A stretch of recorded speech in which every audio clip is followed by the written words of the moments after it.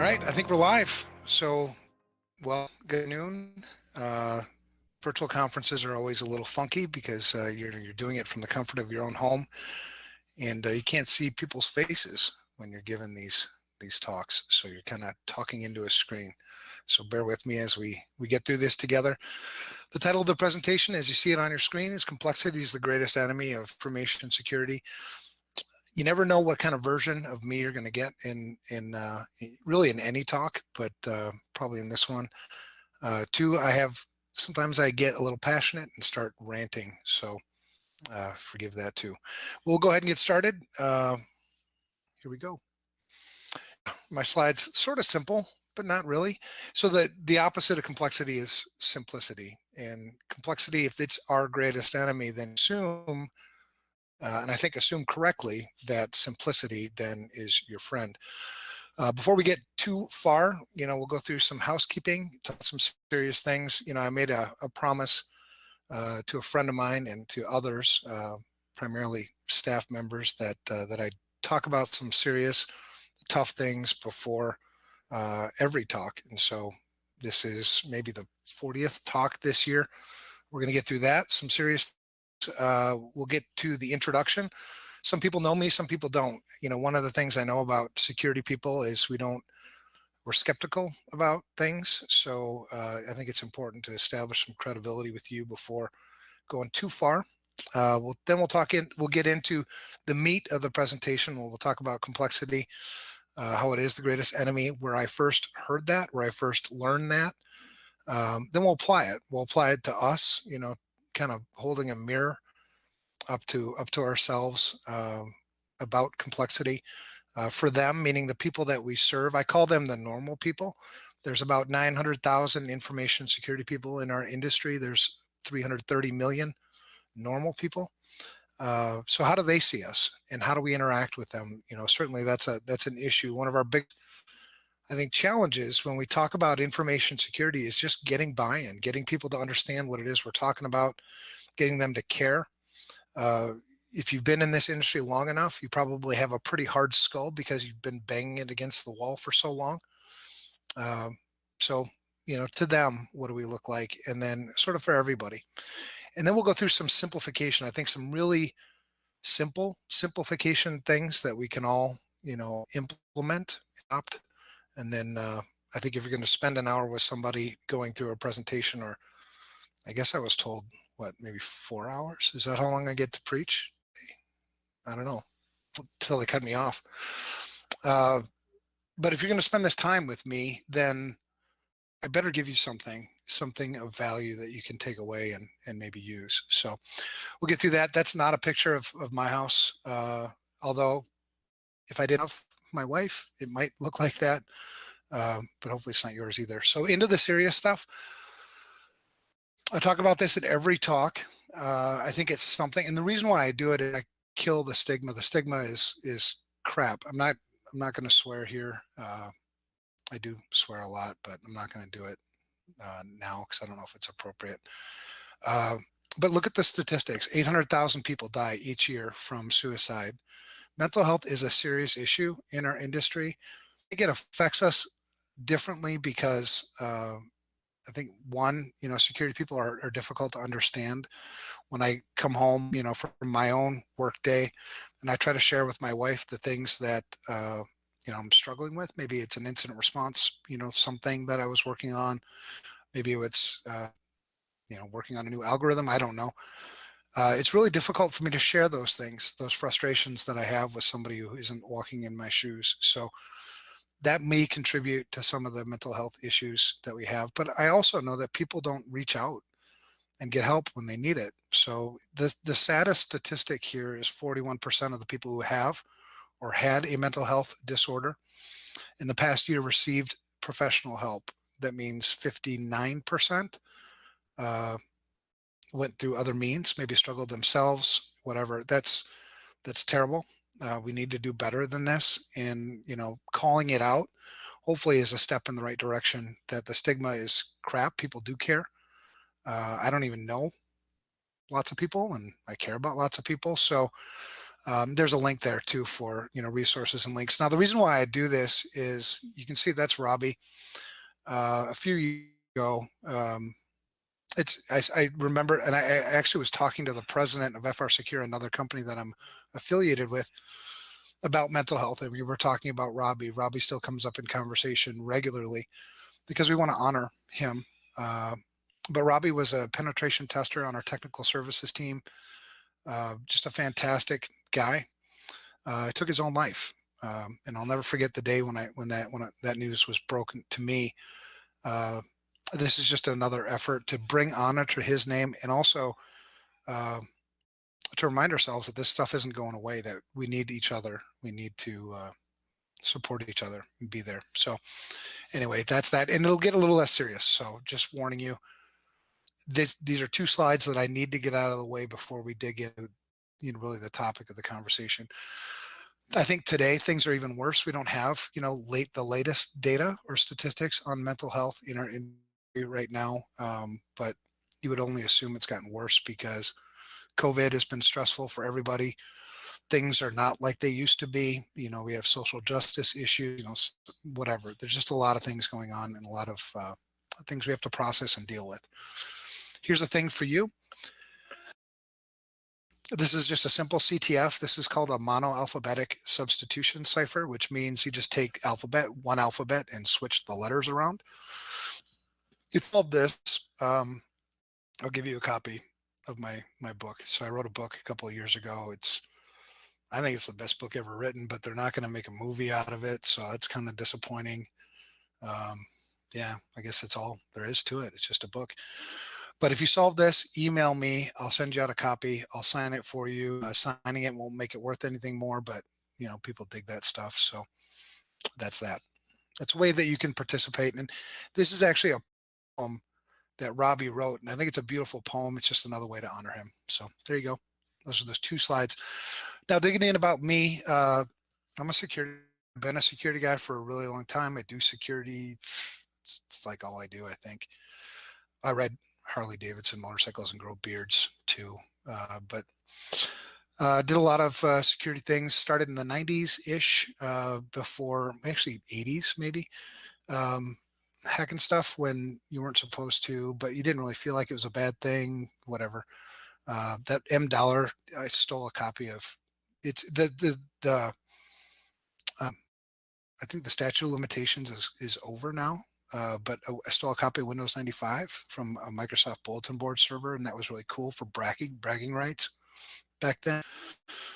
Now nobody cares, whatever. But it just gives you some idea of the things that I guess you've seen. What makes a good security person?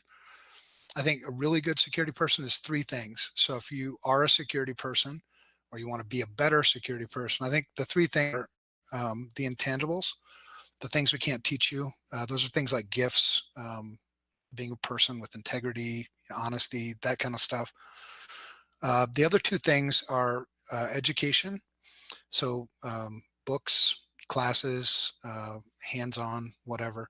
And then the third is experience. So this is really just about, experience. If you've been around long enough, you learn a bunch of things and you hopefully get better at doing stuff. CISO for vCISO for lots of different organizations.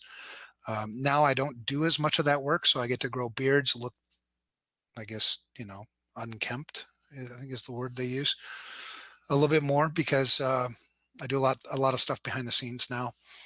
CISSP mentor program, that's free. It's always been free. One of the that's broken in our industry is we don't have enough talent, or so I'm told. So we started this in 2010 with 6 students. And this last year we had number is to rise 2,800 students, completely free. What we do is we teach you everything you need to know to pass the CISSP, and then maybe the stuff you can forget about afterwards. Legal stuff, I don't know if there are any lawyers listening or if there are any lawyers who will listen to this, but they're weird. They're different people. But worked on the Target breach, the Blue Cross Blue Shield breach. You might remember Anthem, Primera, Excelis. They were all involved in that big breach, and then Chinese national stuff, whatever. We can talk about any of that stuff later on if you want to, or if you want to talk offline. Good stuff. Oh, again, just establishing credibility. That's actually a picture. You take social engineering to the next level. Registered myself as an emotional support dog. It was kind of funny. There's a story behind all these kinds of things that you do. But being an emotional support dog gets you into a lot of places you can't get into as a human being. But you can go register yourself as an emotional support dog if you want. Maybe you're giggling. Maybe you're thinking I'm dumb. That's fine. Other things about me, counterculture. I do a lot of stuff. Like I said, behind the scenes, crazy mission is to fix the broken industry. There's a lot to that. Really, it comes down to understanding that information security isn't about information or security as much as it is about people. It's about helping people. It's about educating people. It's about people always suffer because a bad thing happens. If they didn't suffer, nobody would really care. So this people thing is really, really important to us and to this industry. Wrote a book. There's a copy of it on Security Podcast, episode 105 now. So my slides are a little bit late. The Security, that's a bad word, show with Chris Roberts. If you know who that is, he's a cool dude. He was the guy that I think became most famous when he hacked the airplane while he was on and then tweeted about it. So he got in trouble for that. But you can Google Chris Roberts airplane and you'll see who he is. And then Ryan's just a friend. So anyway, this is about me. It's all about mission all the time. I don't care all that much about money. Obviously, I like to eat and stuff like that. But beyond that, it's mission for me.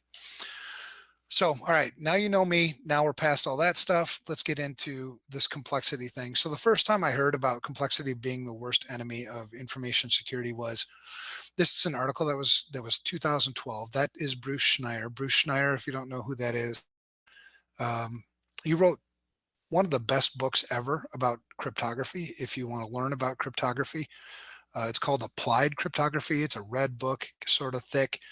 But Bruce is a super, super smart dude and an icon, in our industry. So the things he says, certainly carry a lot of weight.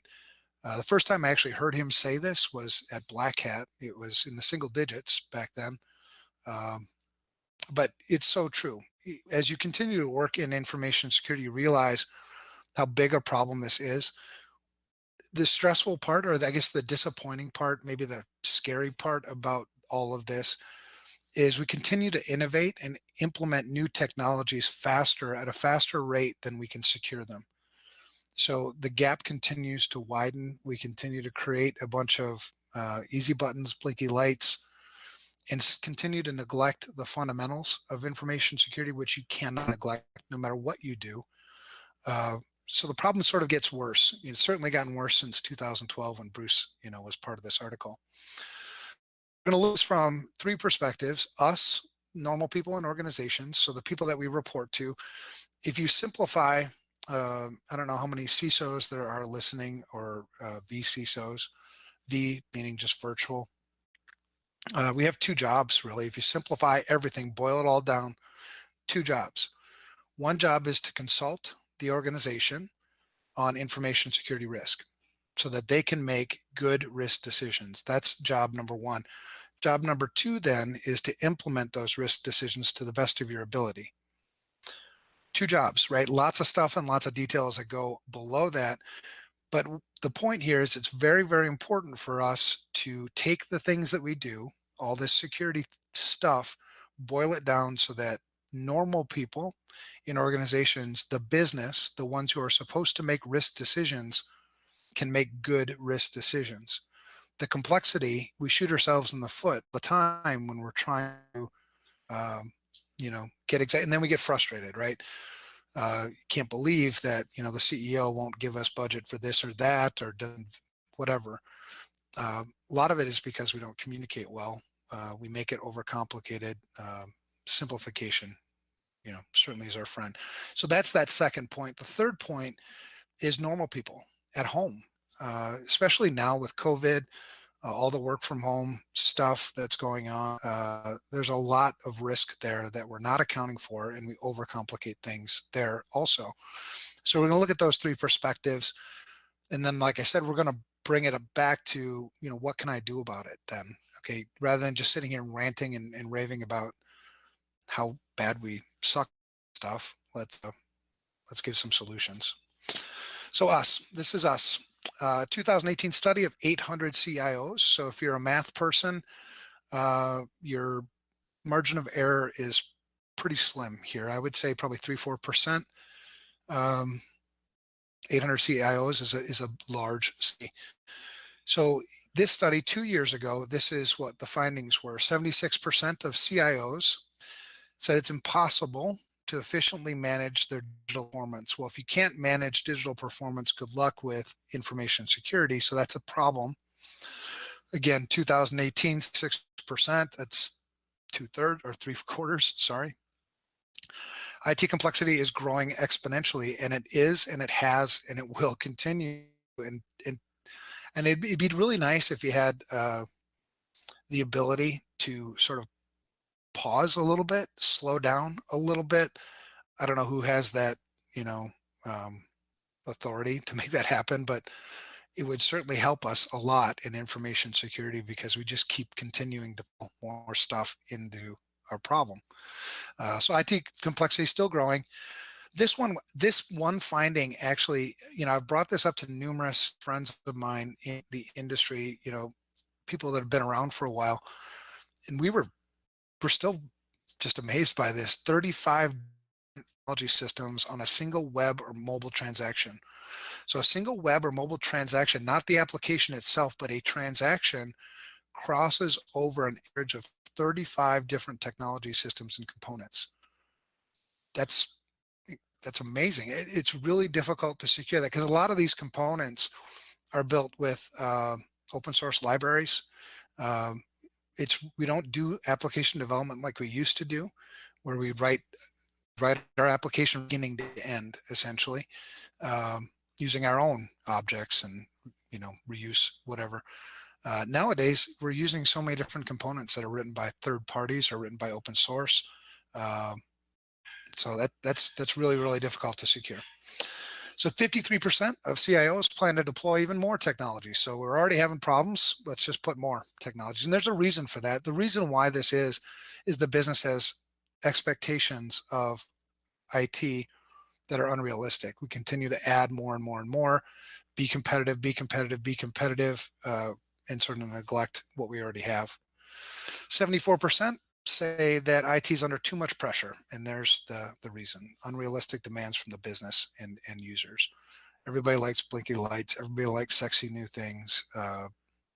It's part of human nature as well. 80% of CIOs say it's difficult to map technical metrics. And if you know how management works, I can't manage what I can't measure. So if I can't implement technical metrics for all this stuff that I'm responsible for managing, you're not managing it well. That's the truth. So 2018, this is what it looked like. Another study done this year. Two concerns really that were, I think, central themes in this study. One is budget, and the second was complexity.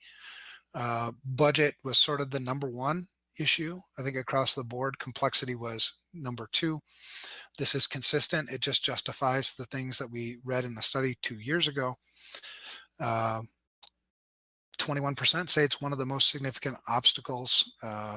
K-12 is even worse in terms of what it can do with all the stuff that it has to deal with. And tackle on, and some of the things that aren't included in this study are current events like COVID. What has COVID done to K-12? What has COVID done to, and when you think about the simplicity, pre-COVID, I had a limited number of networks. My boundaries were fairly well understood. I had an egress point that was, probably a firewall, probably not more than just a few of those. Then behind that, I had a limited number of networks that I really needed to protect. With the advent of COVID, now my network, my boundaries have now, gone into thousands of homes that I need to account for security. So that's a huge challenge to deal with. And there is no easy button. I know that people like to go, well, let's get endpoint protection in place. Okay, that will protect some things, but you can get around end protection. Attackers know that. And there's more to security than just the endpoint. So this becomes just a bigger issue for us. And I don't mean to be a downer, this is reality. And the quicker you can kind of face reality, I think the better off you'll be, and the better off, the people you serve will be. So simple questions. Let's simplify. Let's take it down to the basics. I've asked this question. I asked it last year at Envision. I asked all the time. What's your definition? What is information security anyway? What is it to you? That seems very fundamental. We go way past this and we start just installing things, clicking things, doing whatever it is we're doing without this fundamental understanding of what information security is. And what's cybersecurity. We use these two words, and you have to be literal. The reason why you have to be so literal nowadays is because people assume that people just know what these things are, but we have this big language problem. So we have to be literal.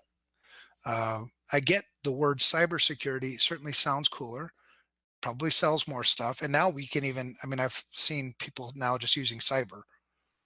So we're not even going to add the security. It's just going to be cyber. Cyber, what it means is of or pertaining to computers, right? It's a technology issue. So when we use the word cybersecurity, we're talking about technical IT security. Information security is much broader than that. Information security also accounts for administrative controls. That's the people part of security. That's where you're going to find the most significant risks. It also has to account for physical security. It doesn't matter how good your firewall is if I can come steal your server. So those things are really important. And then if you just think logically about the complexity, what's easier to secure, 50 servers or 500 servers, 100 applications or 1,000 applications? One of the fundamentals of information security is asset management. Could you possibly protect the things you don't even know you have? So if you continue to pile more stuff into your environment, you're just making that problem more and more worse. We also have an opportunity, though, from a security perspective, to look at business process. I was working with an organization out east somewhere a few years ago, and they were really challenged with how do we and it was a large organization where they process, many role changes throughout the environment, whether it be somebody went from one department into another department, or somebody got a promotion, whatever. So they kept having struggles with how they were handling these role changes. Well, it turned out that their process, and it wasn't even a 10-step process, it was more like a 17-step process to go through and get these role changes, appropriately done. We were able to boil it down to a 4-step process, which then led to two things. One, it was easier to secure that process. Two, when we simplify, there's a somewhat of a translation between simplification and efficiency. So not only did we secure the environment better by making the process more streamlined, but we also made it more secure, and I think ultimately saved the company some money. We've got a bad rap in our industry, information security, of being a cost center. Well, this is an example where we can use simplicity potentially to make things more efficient and get away from being a cost center. Maybe we can become a business driver. Ultimately, that's a win. So anyway, simple questions, but simple questions that you should answer yourself. You could take my definition of these things or create your own. Ideally, our definitions will be similar anyway. So this is our industry. When you look at all the complexity, all the things that we need to deal with in our industry, nobody's an expert in all of this, but this only, it's a very small percentage of all the things that we need to deal with when you talk about the broad and the breadth of information security. That's our industry. Now, this is how normal people see us. They look at us like this. We seem directionless. We come off like we know a lot of the things that we're talking about. We use a bunch of big words. We talk fast. And I question, sometimes ourselves whether we know what it is we're doing in terms of what direction we're going or heading. So normal people see us like this. It's confusing to them. Confused, perplexed, bewildered, disoriented. Those are all words that I've heard people use with us, and just another, to drive it home. So we wanted to know, and I might have shared this before, I've shared this often. We did a survey and we asked non-information security people, 1,000 or more. That gives you, I guess, about a 3.5% margin of error. 1,000 people. we asked them a series of true false binary questions, and then had one open-ended question. And the only open-ended question we had was, what can we do, information security people do, to make your life better? And this is what we were told. We made a word map out of it. And so the way word maps work, we just dumped the raw data and made a word map out of it. The most prevalent word in all of the data will be the largest word in your word map. And so simple. What people told us consistently in the 1,000 user survey is, make it simple. It's too complex. I don't understand it. You can see the word understand is there as well. Interesting that in this word map, you can see in the top right, it says need more people. That kind of happened on accident, but simple. People want us to make it simple. The good thing is, you want us to make it simple. Simple is our friend. So why don't we do that? Why don't we make it more simple? And we can. It's just, it takes a concerted effort. So, and the reason why this is a big deal for the normal people is most CEOs of organizations are not information security experts. Most board members are not information security experts. So we have to make things more simple. They have a million things on their plate that they need to account for. They've got, finances, sales, marketing, PR, legal. They've got a ton of different things that they need to deal with. Information security isn't the thing, it's a thing that they need to consider along the same lines as everything else that they need to consider. If we come to them and it's confusing, it seems mysterious, they're not going to make good risk decisions. If we simplify, make their risk decisions binary, it becomes much easier for them and more effective. So what about at home? Let's talk about, so that's at work. And I'll give you some strategies on how we can make that better, but that's what it looks like at work. What about at home? This is the part where it really frustrates. I don't know if frustrate's the right word, but it's very, very concerning, because we just keep adding more stuff. You can't buy a dumb TV anymore. It has to be, well, it doesn't have to be connected to the internet, but it's got that capability. Alexa, Google Home, Ring, just this week, Ring can set your house on fire. So that's awesome. Now, that's not a technology issue. Actually, it's a design issue where if you use the wrong screws, you could potentially nick the battery and then start your house on fire. But the complexity continues to grow at home, and people are just sitting ducks. So let's look at that. Let's look at home. We use the internet more than ever, 100%. And this is from Statista, not my data. 100% of 18 to 29-year-olds are on the net or online. Even 73% of 65-year-olds and older. Now, we broke these down when we try to create solutions to deal with this stuff. When you break it down, you find out that we thought originally that there was the information security people's language and then normal people. So we thought there were sort of two languages. Turns out that there's two languages, but four dialects in that second language, the normal people language. And we give it names, and it doesn't go exactly with this breakdown, but it's kind of close. It's tech dependent, tech aware, tech dependent, tech enabled, tech aware, and tech challenged. That's kind of the dialects, meaning that even if I take if I try to communicate to a 65-year-old about information security stuff or technology the same way I would talk to a 20-year-old, it doesn't resonate. So it's a different dialect. Anyway, hopefully that makes sense. The average internet user spends 6.5 hours online every day. And for us in technology, that's probably laughable. It might be double that. Every second of the day, 88,000 gigabytes. It's a lot of gigabytes, terabytes. Mobile users more than ever. So 4.18 billion mobile internet users. Look at the number of applications in the Google Play Store and the Apple App Store. 2.5 million and 1.8 million apps. So those are things, and a lot of these apps are free, right? If we don't have any control in place at home, people are installing apps all the time, uninstalling apps. Some of those apps might not be things that you want installed, certainly when it comes to the Android and the Google Play stuff. Apple's a little, as you know, a little more closed.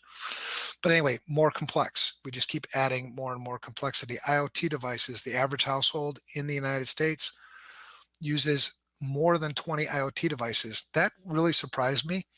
But when you think about, smart TVs, smart homes, if you do an Nmap scan on your own home network, you'll find probably some devices you didn't even know were on your network. But cameras. Now we've got refrigerators that'll order milk for you when you're out of milk. You'll have dishwashers that'll tell you when the dishes are done. You can get your washing machine to text you when your washer's done. It just gets crazier and crazier. 66% of homes have multiple IoT devices. Now there are things in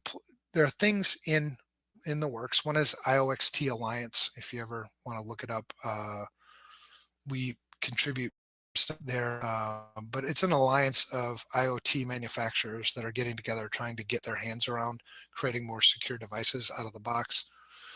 But anyway, it's complexity. It's more things to concern yourself with, more things that you need to secure. The thing is at home, your information security at home is not my responsibility. It's your responsibility. So it's on you. You keep adding more things to your environment, you're going to make it more and more difficult. You're going to need to be an information security expert eventually, probably, if you keep adding more stuff. Social media use, 79% of US population uses social media, 7 accounts on average. It's crazy. 3.8 billion active social media users. If you've seen the movie or the documentary, The Social Dilemma, it's a great documentary. I recommend it. Free on Netflix. Yeah, you'll learn a little more about social media. But anyway, again, more complexity, more complete. Everybody's buying stuff online, not just at Amazon, but everywhere. 2.05 billion people shop online. 47% of all global retail, and these are old numbers. These numbers have grown significantly, certainly with the advent of COVID and all that stuff. So, but again, more and more complexity. Our kids are online more than ever. They're doing all sorts of things. The number one consumer of online pornography is 12-year-old boys. So it's not the adults, it's kids. 8 to 12-year-olds spend 4 hours and 44 minutes of screen time. Most parents have no idea what their kids are doing online. I used an analogy. I was just talking to another friend of mine prior to getting here. Imagine this, some scrappy, not ugly, scrappy, nefarious looking dude pulls up on, an 70s conversion van, right? No windows. Gets out of his van, got a perm, glasses, walks in, walks up to your door, opens the door, goes upstairs into your daughter's bedroom, hangs out for a while, takes your daughter with him, and leaves. In a physical world, right, that makes us cringe, but that stuff happens digitally and we allow it to happen right under our noses. And some of that is complexity too. Things are moving fast. Kids are doing all sorts of things. We're doing all sorts of things. It makes sense to stop for a second, slow down for a second, and start addressing some of these issues. The most popular apps, YouTube, Snap, and that list of most popular apps was outdated before I finished typing it. So that stuff, again, more complexity. Passwords, we've all got passwords, 70 to 80 accounts on average. A lot of home networks, 110 million households with broadband connectivity. A lot of those home networks are set up with, the provider comes and sets it up, it works, does a few tests, okay, see you later. That's it, right? There's no real security built into some of those things. It's left up to you. Again, more complexity. We keep adding more and more. Not to even mention, how we use these things, right? How we use passwords. Everybody hates passwords. I hate passwords, but you got to take care of them. So the effects are bad. 1 in 10 adults will fall victim to fraud every year, and that's a small percentage of what's actually happening. That's what's being reported. IC33 is an FBI reporting mechanism where we can report frauds, complaints, things like that. They may not respond. They probably won't respond, but it's a place where they can compile the data. 68,000 victims or complaints from victims over the age of 60. The sad thing here, you go back to the mental health thing. The sad thing about victims at this age is they're on fixed incomes, and they're losing their fixed income. And some of them, sadly are taking their life as well. There's been multiple stories of that. Cybercrime, at least 1.5 trillion in 2018. That's grown significantly as well. 82% of Americans surveyed say they're worried about online security. The best way to overcome worry is to understand. So I don't worry about information security in my house because I know what I'm dealing with. I don't worry about things that I understand.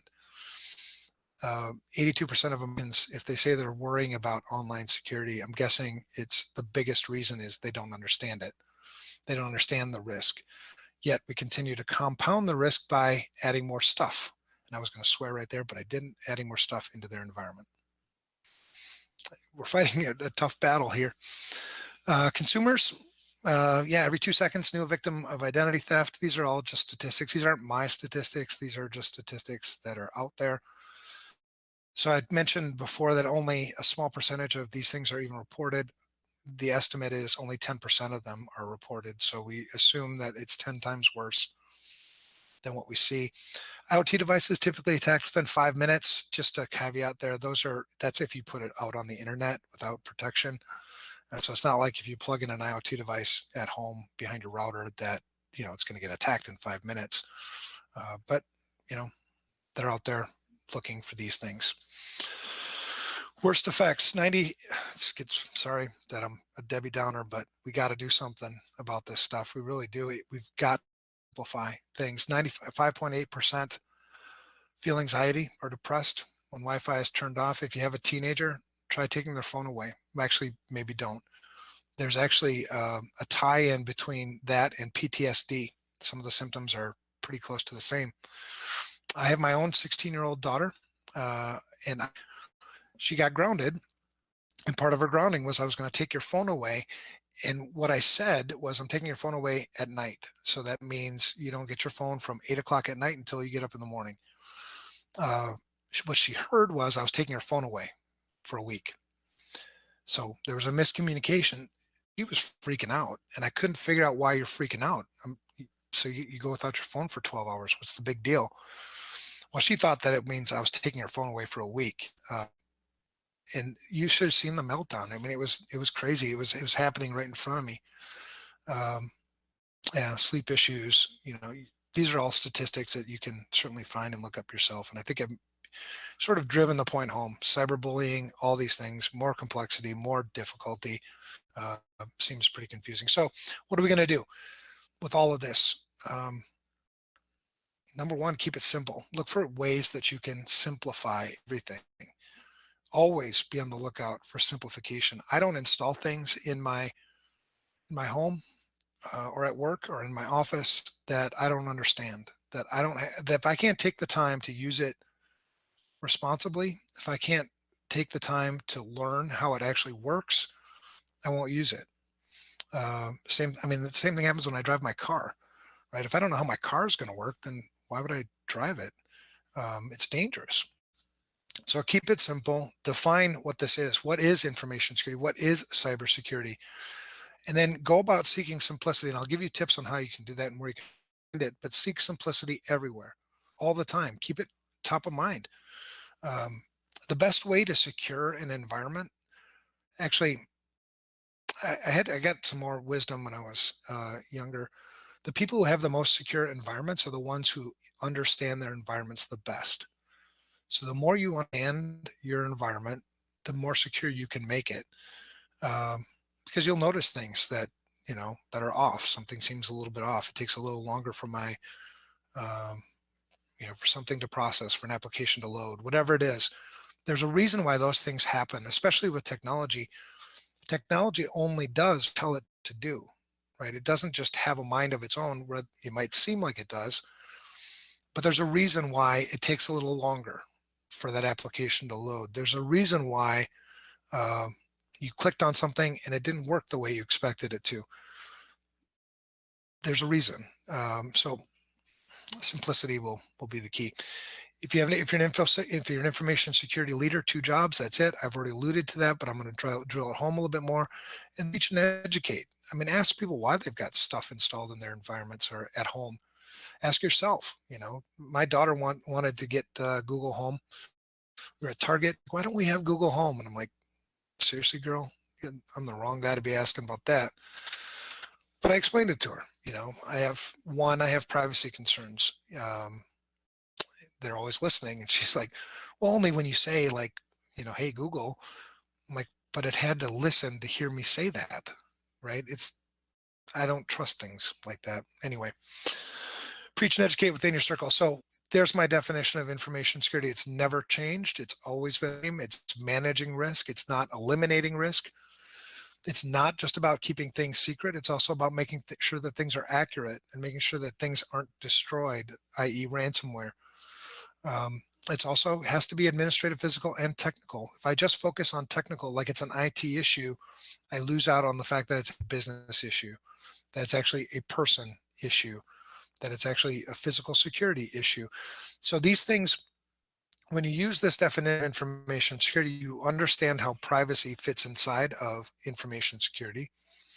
Privacy would be managing risk to unauthorized information disclosure, a specific type of information. Right? In this case, it'd be personally identifiable information. So you can see how privacy fits within this definition of information security. You can see how safety fits. The thing is, with the way the world works today, information security, privacy, and safety can no longer be separated. Right? If there's a fault in something, take a school, for instance. If there's a fault at the door lock system, assuming kids were at school, potentially all the doors are unlocked, or you can control all the doors, or you can lock all the kids in, right? That thing is now a technical thing. It's whatever. You see how things play out. So that's the definition of information security that I use, because it fits with, what I do. Now, cybersecurity, very close to the same definition. The definition changes a little bit because it's only technical controls. This is the reason why I don't like using cybersecurity and information security as though they're interchangeable. I give in. I do work in industry where you kind of have to go with the flow sometimes, but I do point out that they are different things. So occasionally I need to refer to information cybersecurity, regardless how much I dislike it, but they are different things. And then seek simplicity everywhere at work. Places, starting with the basics, the most fundamental things about information security. One, manage risk. So if I'm going to manage risk, don't you think I need to understand risk? So I would need to assess risk. Now, people don't like risk assessments. And I think the reason why is because so often they've been unusable, right? You get your risk assessment, you check the box for compliance, it's on the shelf, and you never look at it again. That sucks. You missed the next steps in managing risk. The next step would be to decide what you're going to do with it, and then do something with it. So managing risk, first, you have to do a risk assessment. This is simple. Do a risk assessment based on your definition of what information security is. And the way managing risk works, you do it once, you need to do it again. It's managing. It's an ongoing process. It's not as though I did it once and I can go home and be done for the day. There's more to it. You need to have a risk assessment that you understand, that is also simple. Now, simple is a word too that I think sometimes we confuse simple with easy. Those are different words. Simple and easy are different words. So your risk assessment might be really difficult. It might be hard. It may be unnatural, may not feel good, but you need to get into this process. Eventually you get to a point, believe me, where risk assessments become natural. It's just like when I like to use the analogy like when you're driving your car and you come up to a yellow light, you mentally do a risk assessment very quickly. You assess how fast you're going. You assess oncoming traffic. You assess cross traffic. You assess, you look around. Are there any police officers? You assess the distance to the intersection. You assess all these things before you make a risk decision on what you're going to do. Do I stop or do I go for it? Um, it's that same sort of thing. If you do risk assessments enough, it starts to somewhat become natural. Um, and that's where you need to get with information security risk. It needs to be somewhat natural. That's why you have to get over the mechanical hurdle first, the unnatural things, the things that don't feel fun. Uh, Risks need to be measured, so you can't manage what you can't measure. These are all just fundamental things about how you simplify information security. It's managing risk. Do a risk assessment. Make sure that the risk assessment isn't just a one and make sure that the risk assessment allows for you to make risk decisions. Make sure that the risk assessment is measured, right? So if I make 5 changes, what does that do to my risk? That will lead you to a whole bunch of other really cool benefits further down the road, like how do I justify my budget? How do I communicate to executive management the value of security? Is security actually making a difference here? Um, you need to have a measurement in place in order to demonstrate that. They can just take your word for it, but eventually they stop doing that. So where are you at? Where are you going? This is the most simple. If you boil down all the things that in information security, this is kind of the nirvana. This is the place to be eventually. Be able to answer these 4 questions, maybe a fifth, but the four questions are: where are you at currently? What's the state of information security?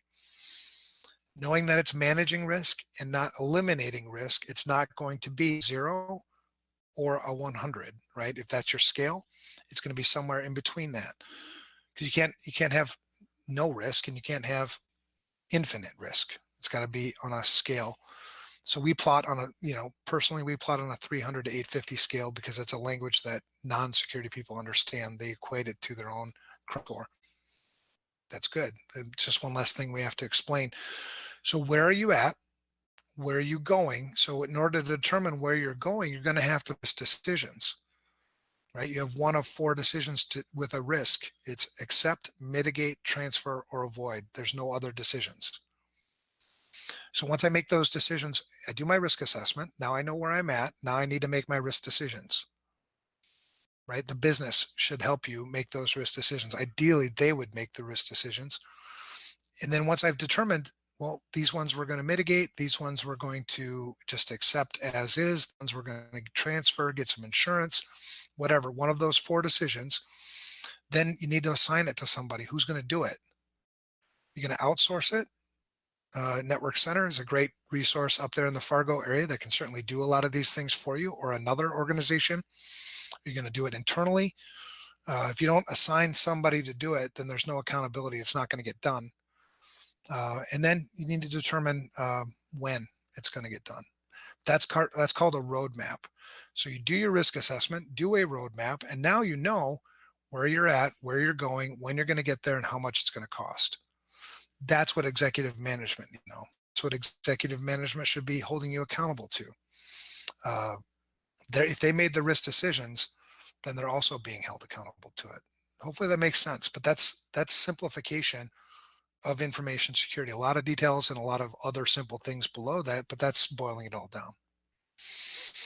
And that's the tools. It's s2.org. Certainly go check it out yourself. Do whatever you want. But if you have your own process to do those 4 things, then do those 4 things. Simplicity everywhere at home. So don't use something if you don't know how to secure it. Quit adding stuff to your environment that you don't know how to use.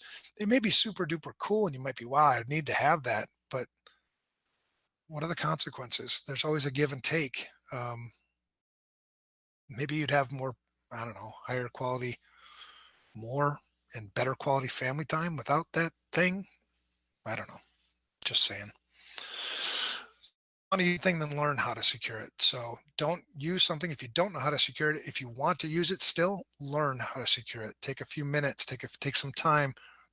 And that's the S2Me. That's a tool that we made, and we made it free. It'll always be free.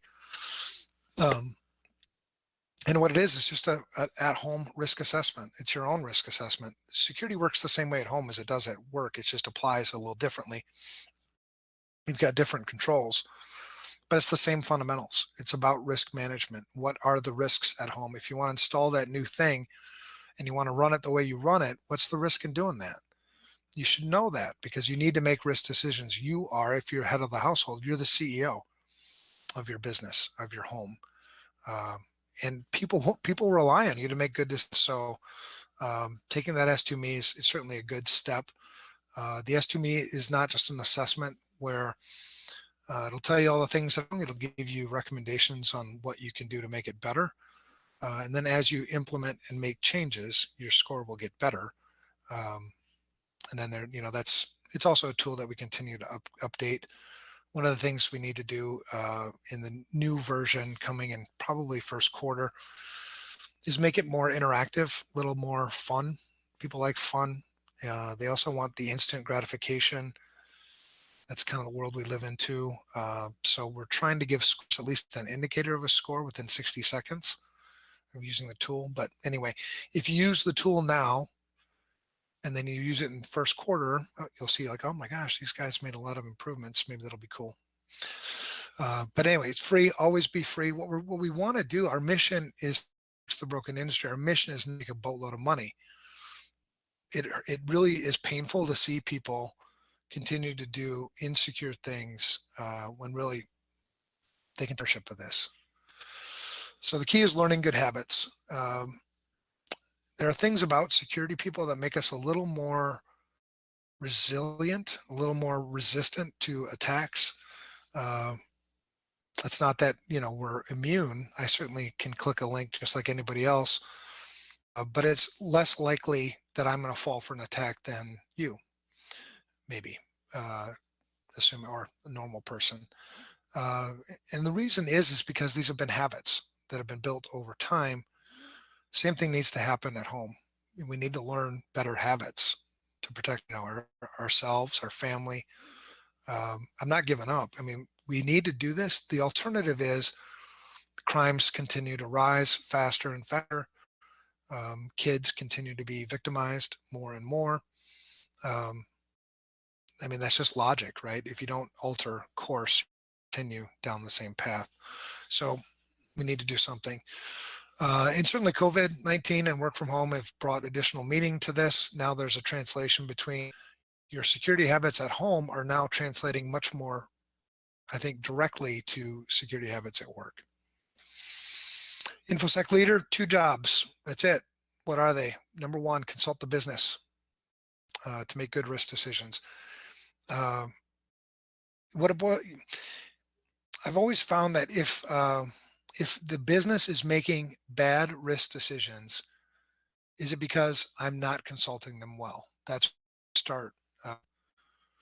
And sometimes that's the truth. It's the brutal truth, right? So figure out better ways to consult the business so that they make better risk decisions. There's always going to be times when people just don't care.